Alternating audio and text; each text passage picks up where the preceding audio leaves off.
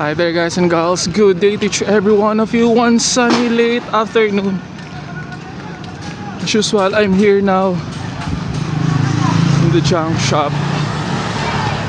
Welcome to my day 6 of disposing my scraps and selling this and it will turn into money.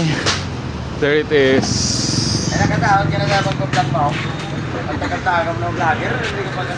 Kaya dapat suportahan mo ako. Ano pag-suportar ko na mapag-impon?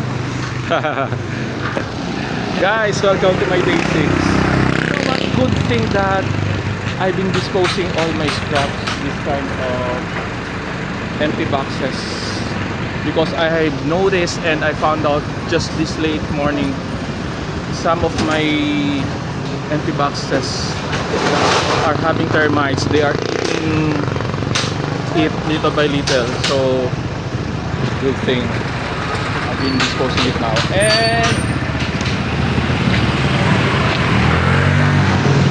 getting near to be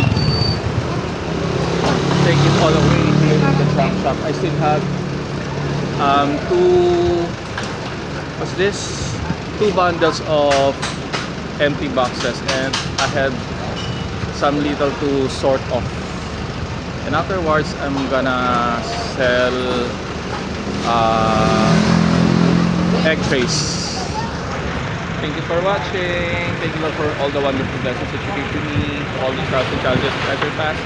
Shout out to my mother B, Jose Abordo, to my sister Christine, and Helen Carreto. You're not watching anymore, huh?